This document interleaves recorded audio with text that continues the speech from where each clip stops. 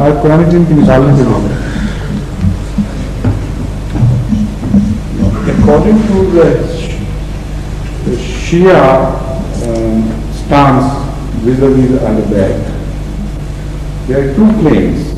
Number one, that when this verse was revealed, which promises that Allah will purify the Ahl-Bayt, Muhammad sallallahu alayhi wa sallam embraced some and bound them together and wrapped them round with his sheet and said all that is within that sheet, all whom this sheet covers are my Ahl-Bayt. This is one of the conditions. In another claim they say that when this ayat al-Mubahala was revealed, all those who were taken for Mubahala by Muhammad sallallahu alaihi wasallam comprised the same people as were covered by this sheet, and his wives were excluded on both occasions, not only in that but on both occasions.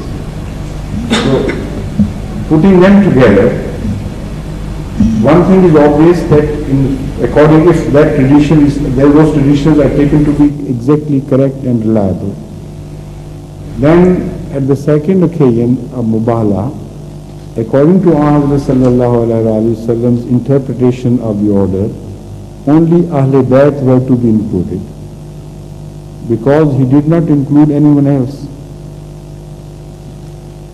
So the Shias say that these are the only people who are Ahl-Bayt and who are pure. The rest are all, at least to say the least, are of very doubtful character. If this philosophy is accepted, if this claim is accepted, then there are very serious objections raised against the very truth of the Holy Prophet and the whole system of Islam and the Holy Quran. Everything goes, into disorder and disarray. I'm now going to discuss it at some length, because perhaps this is what you want. What should be the answer to this? As far as the word Ahl-Bayt is concerned, I have explained it in context with the Holy Quran. So the Shia position is not tenable. And there in Ayat al-Mubahala, though Ahl-Bayt are not mentioned, but Nisa'ana, Nisa'akum and all these Anfusana, Anfusakum are mentioned, and according to them, if it is not Ahl-Bayt alone which are mentioned, which are required to be taken alone, then this verse means that all those who belong to you in faith, in religion, and also your blood relations, take them along. And he chooses only the same people which are mentioned in that verse. So that shows, according to the Shia position, that there was no true believer in Muhammad sallallahu alaihi wasallam. No single person who was either purified or was promised to be purified by Allah, but those who can be counted on fingers. That would be Islam as left behind by Hazrat Muhammad Mustafa sallallahu alaihi wasallam. And all the promises that God made to Muhammad sallallahu alaihi wasallam of any future grace which he could show on his followers remained limited to them and to their progenitors. That is the second inference. Now, if this position is accepted, what would be left of Islam and of Muhammad sallallahu alaihi wasallam and the claims of the Holy Quran? The position would be this, that prior to Muhammad sallallahu alaihi wasallam, no prophet had come and claimed that he was Rahmatul lil Alameen. There were prophets of certain tribes, smaller ones, and there were prophets of certain tribes who were bigger ones comparatively. And prophets of certain geographical, covering certain geographical areas, small countries here and there in the world. But never a prophet had come to enlarge his blessings to the whole mankind.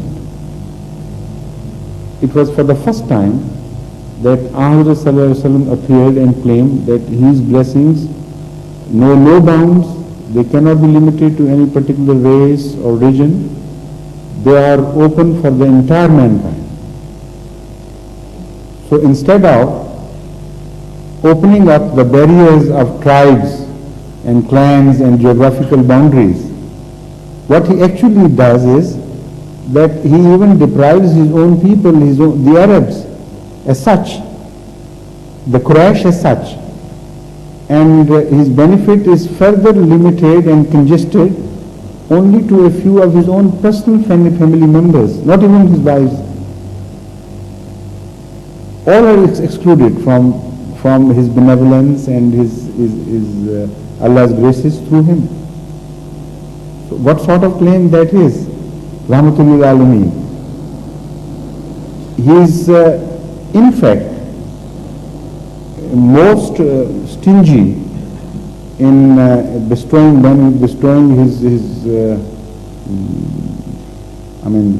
graces to his followers than any other prophet before him, because none in history is known to have limited his benefits entirely to his own offsprings, even excluding his wives.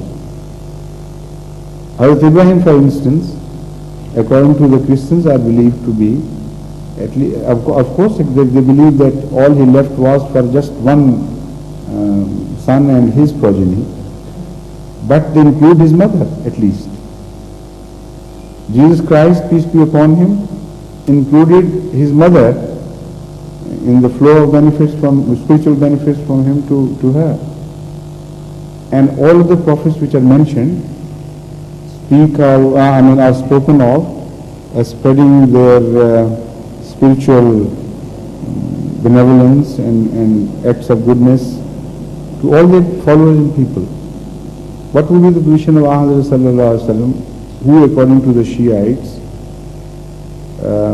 limited his mercy and his grace and all the good that he could give to his followers to only a few limited ones. So that claim of the Holy Quran can be proved to be totally false by the opponents of Islam if the Shia theory is accepted. Secondly, the Muslims generally attack the Christians by saying that your prophet only left out of 12 disciples 10 behind who were really truly his followers. That was all his achievement during his lifetime. Out of the 12, 2 cursed him and left him alone. So what would be the position of Ahmad sallallahu alaihi wasallam then? He would be taken to be a prophet, na'udhu min zalik, even less in influence than spiritual influence than Hazrat Jesus Christ, peace be upon him. So it's a very sad position. All that achievement of his whole lifetime, all that commotion that was caused by the message of Islam, all the fight with the infidels, all that resulted into just 5 purified souls, or if you extend it further, 10 purified souls. So Shiaism, in fact, is negation of the Holy Quran, negation of Muhammad's status, and it destroys all the claims of Muhammad sallallahu alaihi wasallam, of the one who purifies all who come into contact with him. So this Shia position attacks not only, attacks him not only in one particular situation, but many claims of the Holy Quran can be proved false if you accept this position. For instance, in Surah Jumu'ah, the Holy Quran declares Muhammad sallallahu alaihi wasallam to be a prophet who is muzakki. وَالَّذِي بَعَثَ فِي الْأُمِّيِّينَ رَسُولًا مِّنْهُمْ يَتْلُو عَلَيْهِمْ آيَاتِهِ وَيُزَكِّيهِمْ وَيُعَلِّمُهُمُ الْكِتَابَ وَالْحِكْمَةَ. Here Ahl Bayt are not mentioned at all. The whole Ummiyyin are mentioned. A prophet was raised from an unlettered people.